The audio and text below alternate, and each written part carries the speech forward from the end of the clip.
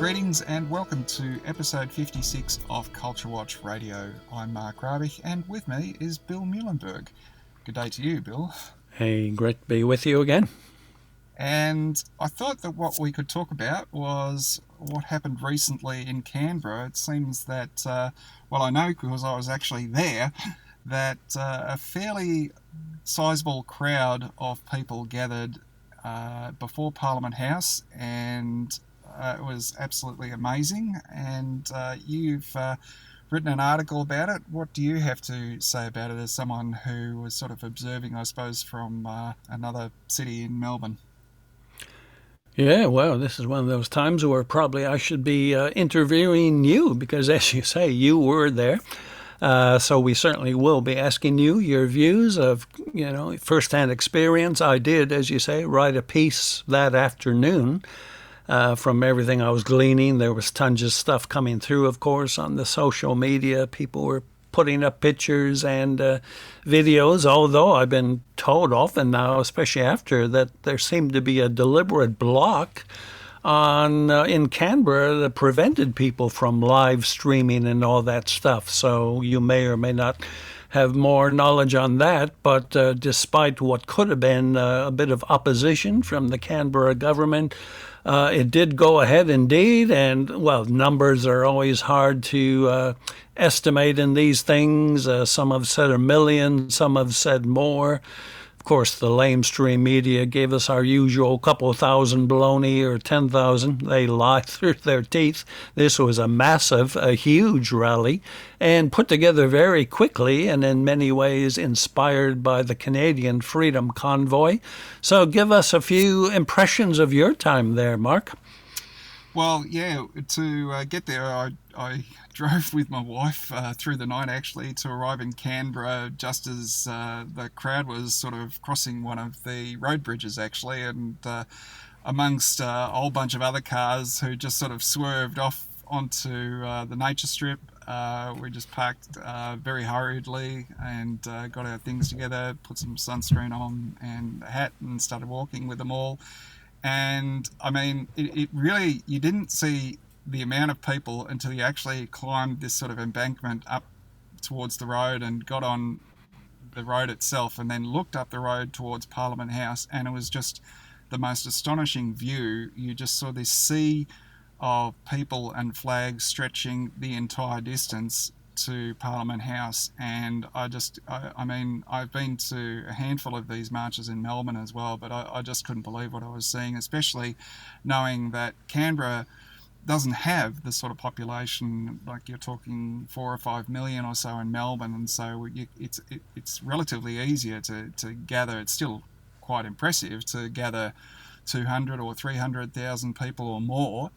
But you're only doing that from, people don't have to travel very far to get there. Of course, what I saw was a lot of number plates, of course, from New South Wales and ACT, but interspersed with those were Victorian number plates, of course, South Australian. There was a Western Australian number plate that I saw. Lots of people from Queensland, and lots of people with chalk paint on their cars with slogans about freedom, about leaving children alone. But yeah, when we got to actual Parliament House, and just the atmosphere was amazing, just very friendly.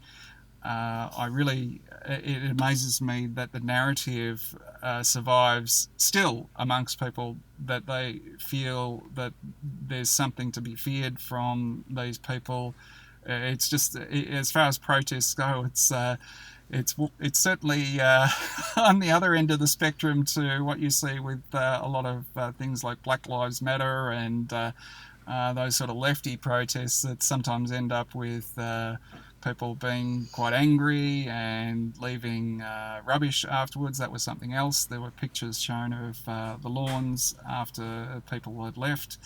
The following day, it was just pristine. Everybody had collected their rubbish, and this was very clearly a crowd that cared about Australia and cared about the future for everyone, not just the people, obviously, who were there. Yeah, well, as you say, the contrast between the radical left in their marches, whether Black Lives Matter, Extinction Rebellion, even there was that Aboriginal protest not long ago in the old Parliament House, Canberra, lighting a fire, setting the building on fire. I mean, a lot of these protests, certainly in America, you'd have the cities on fire, there was rioting, people were being killed and beaten up. None of that, of course, happened in Canberra. So, as you say, a whole different crowd, a whole different way of looking at things. As you say, these people cared about Australia, they care about freedom, they care about what's happening, and they showed great respect just by the way they, as you say, even leaving the place in pristine condition. But of course, once again, the lamestream media totally, well, either ignoring it altogether or, giving us these puny crowd number estimates and so on. And then probably one of the most ugly things, which I'll probably still write a piece on, occurred on Sunday, the Sunday Canberra Times. You may have seen the front page headline, a huge, massive, picture of the crowds, but the headline was basically, okay, you've had your say, now leave, get lost. I mean, incredible. I just think that's a shameless piece of editorializing. I mean, terrible. You're supposed to report news, and Yeah. I mean, that's an editorial on the front page. Well, of course it was. Yeah. Yeah, I mean, look, first of all, plenty of people from Canberra were at the rally, from the ACT. So, telling them just to leave and go home, plenty of them live there. And secondly, these are all Australians. And again, the Canberra Times wouldn't have said this and didn't say this when there were massive lefty marches of various kinds held in the nation's capital. So the double standards, the hypocrisy, and the ugliness, the hatred that the mainstream media has to ordinary Australians, it's quite a shocker, isn't it? Well, I can actually give you a direct and specific example of how some locals were extremely welcoming in the most practical way. When, after the event was over and we were walking back, and it was quite a distance actually, where we had parked the car. It was probably a couple of kilometres or so that we walked back. I'm not sure about the name of the road, but we crossed a substantial bridge on Lake Burley Griffin, I think. I'm showing my ignorance here of Canberra geography. I haven't been there for a few years, but there was a couple of locals. There was a couple there with a ute, and they had an esky that was full of iced water that they were just handing out for free. It was an ACT card, had a ACT number plate on it, so they were locals, and they were extremely friendly, and they were just handing out freebies, iced water and sandwiches out of a cooled esky to anybody who was hungry. So there was chicken and tuna sandwiches with lettuce and everything, freshly made, just huge amounts of that, and they're just handing it out for free. And some people were so touched by the generosity, they tried to hand the money, which they refused to accept. So, that's just one example. And in fact, walking down the street, we came across, my wife and I came across a couple of other people as well, just strangers that you meet. One guy was a Vietnam veteran, and he was extremely concerned about what had happened. He'd driven up from Warragul in Gippsland, Victoria, in this old truck. And he was fascinating to talk to, and he sees what's going on, and he served Australia and was prepared to give his life in service in Vietnam. And so for people like that, and also there was one of the other guys we spoke to was an immunologist who had been in the industry since the early 70s. He had a lot to say about the science with the vaccines and how he was very concerned about various aspects of things. It spoke in very measured ways about some of the problems with the approaches that the governments were doing in terms of how they were forcing people to take the vaccine and some of the technology behind it that he could see issues with. So just this wide spectrum of people. Of course, what I could also speak about, we actually stayed at the camp, which was known as Epic Camp, which is actually an acronym for Exhibition Park in Canberra. And I've ever been to such a crazy melting pot of people in my life. I can honestly say, I'm sorry, we're out here in remotely recording at the moment, just had a truck roll past. We had, and that was sort of like what the camp was like actually. We had trucks rolling past and honking their horns, and people from all over just camping in every little space that they could, and just striking up conversations, and lots of people with stories. Nurses that had worked for over 30 years in the industry were just pushed out of their jobs as if they were the worst kind of human being.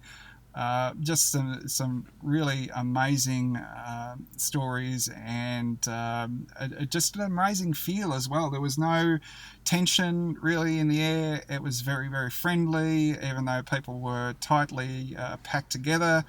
And it was just overall in the march and the camp itself, you really got a sense of where I suppose you could say one of the better parts of Australia existed. Of course, in the background in my mind as a Christian, I am thinking about the fact that, well, really what we need is to turn as a nation to God.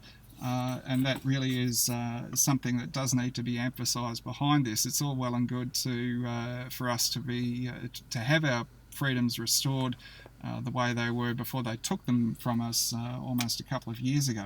2 weeks to flatten the curve, and here we are with some. Who would have believed where we would be now?